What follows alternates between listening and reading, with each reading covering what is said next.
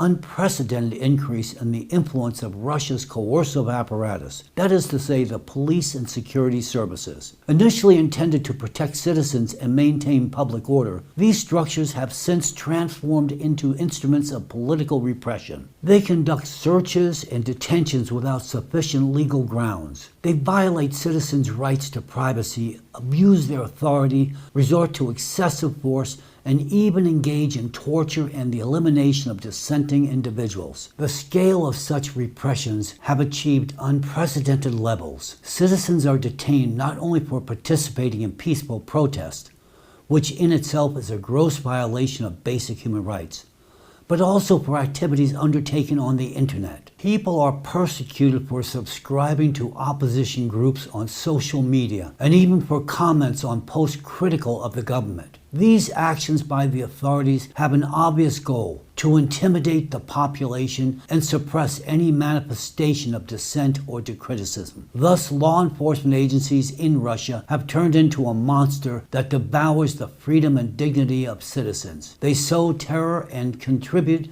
to the strengthening of the totalitarian regime. These methods of control and suppression mirror those used by Nazis. During Nazi Germany, the ruling regime exercised comprehensive control over all spheres of societal life through the SS protective squads and the Gestapo, the secret state police subordinate to them.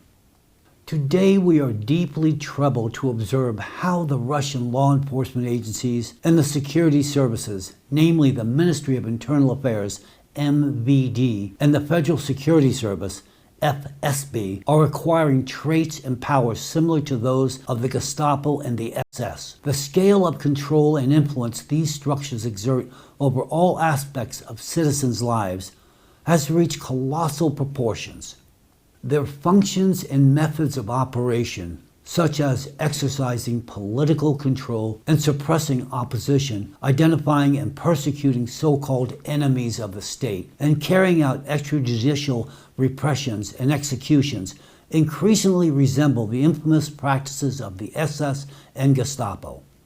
In effect, we are witnessing the formation of a modern analog of these repressive bodies in Russia, adapted to the realities of the 21st century.